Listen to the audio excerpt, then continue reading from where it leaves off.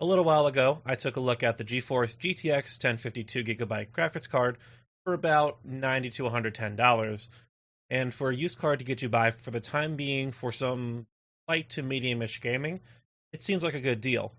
But today we're going to take a look at a Team Red offering for around the same price range to see how it stacks up.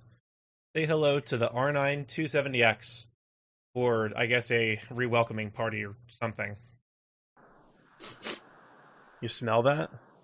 It smells like a bit goblin.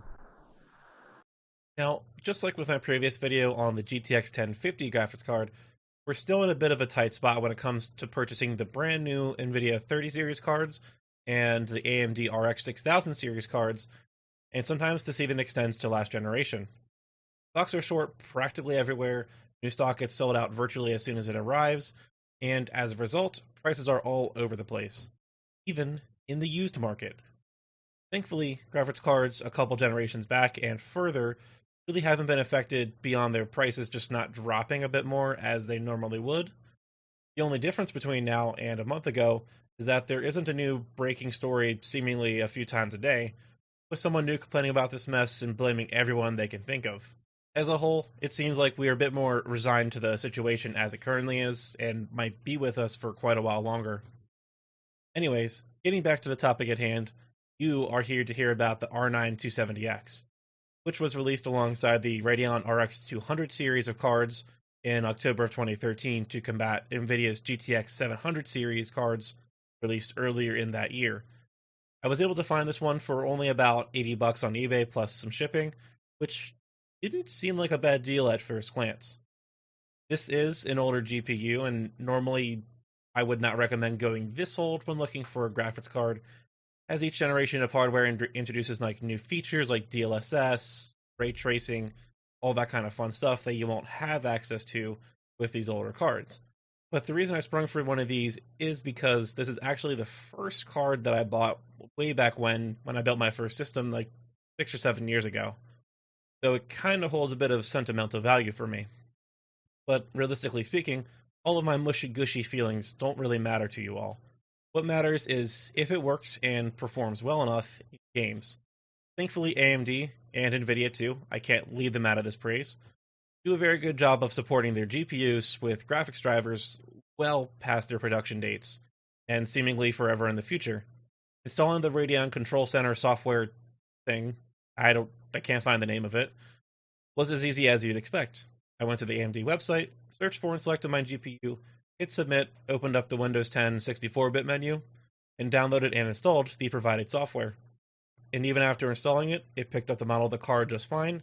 It had no issues adjusting any of the overclocking settings with it. Neat. Now, let's look at the good stuff, how the card actually performs.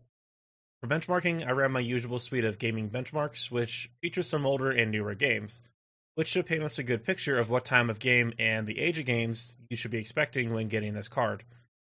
All tests were run at 1080p, and you can see the graphics presets used just under the game titles. The only notable exception was in GTA 5. Everything was cranked except for the texture quality, which was set to normal because it just kind of blew up the VRAM on the GTX 1050 and threw all kinds of warnings. And the system used for benchmarking featured an AMD R5 3600 XT processor, 16GB of RAM, a 250GB NVMe SSD for the boot drive, and a 2TB hard drive for game storage.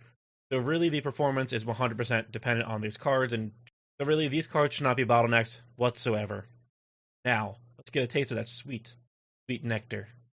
I mean, numbers, to see how it stacks up.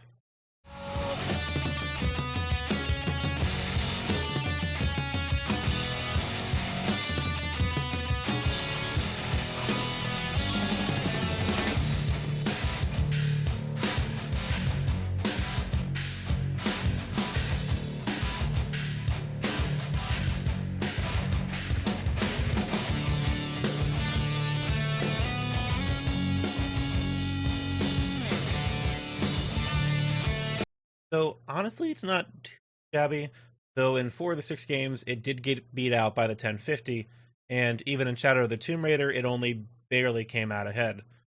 The only real advantage the 270X has over the 1050 is extra 2 gigabytes of VRAM, which in theory should help with some higher resolutions and higher quality textures, if the GPU can actually keep up. This shouldn't be a surprise though, considering the 1050 is 3 years newer and is based on NVIDIA's Pascal architecture, which really puts their GPUs ahead of AMD's. Overclocking tells a similar story. Both cards overclocked rather well, with the 1050 getting slightly more of a boost, and it shows on the new results. For the most part, the minimum FPS barely budged, if at all, but the average FPS on the 1050 pulled further ahead of the 270X, and greatly closed the gap in Rise of the Tomb Raider, which was the 270X's main win before overclocking. So overall, this isn't looking too good for Team Red, though again, this card is 3 years older, so that isn't too surprising. As for the final conclusion, for about $80 to $90, this card is a little hard to recommend. You can usually snag a 1050 for about $10 to $20 more, and it usually performs a bit better, if not just about the same, depending on the title. So for the most part, at least on the games I tested today, the GTX 1050 is a better value, also considering that it's a few years newer, so it's likely to get better support for a longer time into the future, and this cannot be an overstated benefit or detriment, depending on your view. That being said, if you're a Linux user and insist on using open source drivers, then this really isn't a bad option for a cheap GPU. Or if you just really don't like NVIDIA.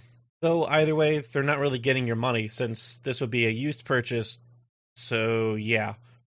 Otherwise, I can't really think of a reason to go for this card, unless you're like me and like collecting old hardware, or it has some sort of sentimental value to you.